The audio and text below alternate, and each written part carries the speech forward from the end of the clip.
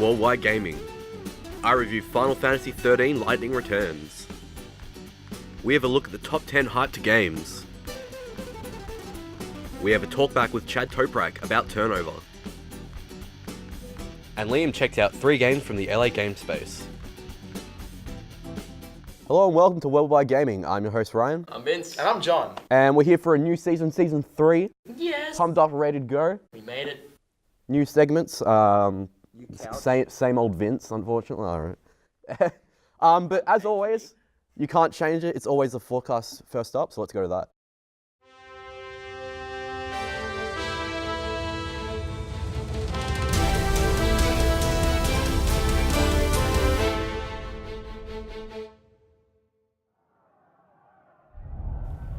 Skies look cloudy for Assassin's Creed Unity as the barometer gets a bit chilly. The game is set to release in 2014 for the PlayStation 4, Xbox One, and PC.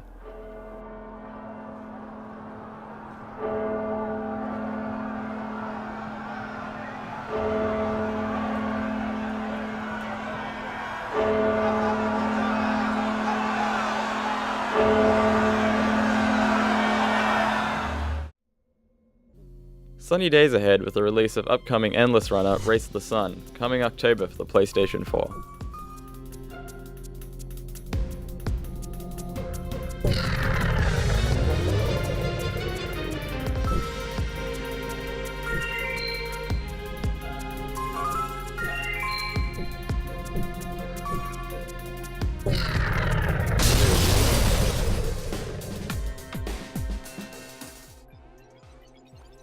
Space is better with a friend in Lovers in a Dangerous Spacetime. Looks to be flying close to the sun with the barometer reaching 4. The game is set for release on PC.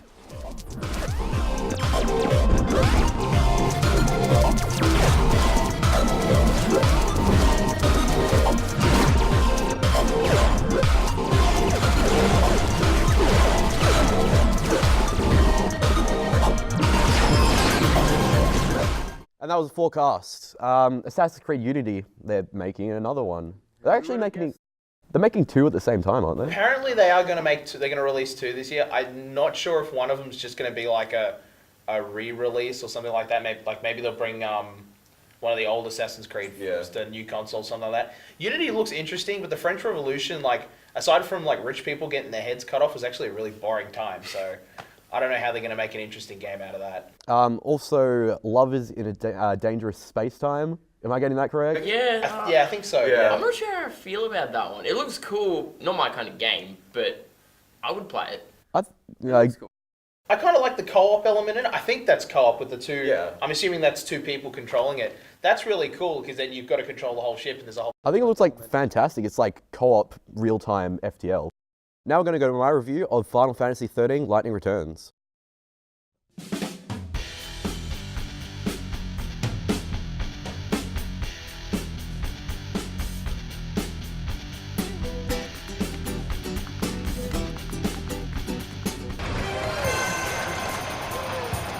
It's another night of monster mayhem! Bloodsport fans, you want to see a fight? Give it up for our challenger, Lightning! Here's a question for you. Final Fantasy XIII. Final Fantasy XIII 2. What comes next? Final Fantasy XIII 3? The latest installment of the series by Square Enix is actually Final Fantasy XIII Lightning Returns. A fantastic game, even when plagued by a few bad design choices, and yet, in true Final Fantasy style, extremely good looking. Damn you, Lightning! What's it gonna be? In a first in the 13 saga of games, players will play as only Lightning, who was arguably the main character of the first game, and was pushed into a secondary role for the second game. Picking up around 500 years after 13-2, Lightning is woken from a deep sleep by the god Benevelza. He tells you that the world is ending in 13 days, and you must save enough souls before he cleanses, or incinerates, the world of all chaos, and creates a new one. He also tells you if you save enough souls, he will resurrect Sarah, your sister who has died.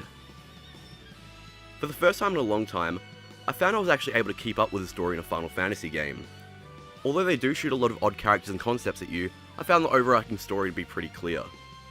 Admittedly, playing the previous games in the series has helped. As the tree grows stronger, so too does the world. With enough Aradia, you can extend its life and push back the day of destruction. The formula has evolved a lot since the first game in the series. Lightning must now travel an open world where she can complete quests in any order.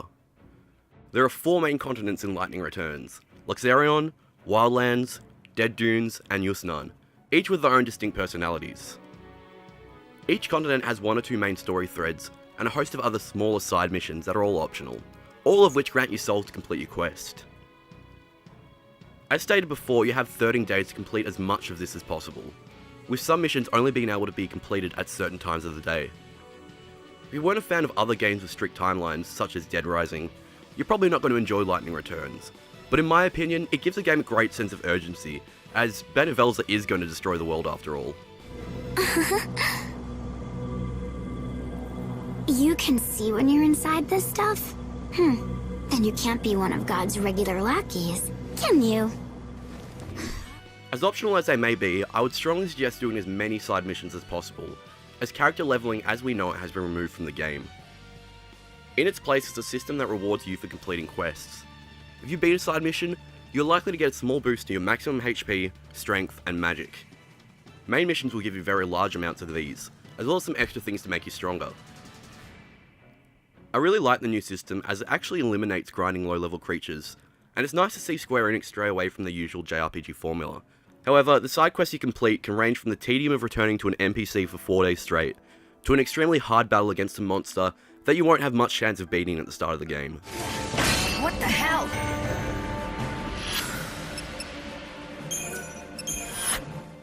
That's not the only way to gain power though. You can also customize schema, which are kinda like loadouts. They give you different stat boosts in battle depending on what you're wearing and have equipped. You can switch between one of 3 schema in battle, so it's a good idea to set up offensive and defensive schema. The garb or clothes you collect from certain missions and outfitters by far give the best boosts, while also changing Lightning's appearance. Although most are fine, I had a slight issue with some of the garb you can collect. Sure, some are just large suits of armor or even just suits, but after following Lightning through 2 other games, I never imagined her to be someone who wears unnecessarily revealing armor. It seems to be in the game just to appeal to a traditional gamer demographic, but I think it actually tarnishes an otherwise strong female character. If you played the previous games, the battle system is reminiscent of switching paradigms, but radically overhauled to let you choose what moves to move. If you played the previous games, the battle system is reminiscent of switching paradigms, but radically overhauled to let you choose what moves to use. The face buttons are assigned to each attack, with left and right buttons to instantly switch between schema.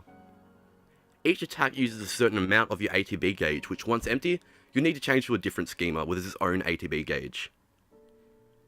This can lead to some really over-the-top battles, as you'll be spamming out attacks while changing schemas to spam out even more. It makes every battle, even against easy opponents, look over the top and fun to watch.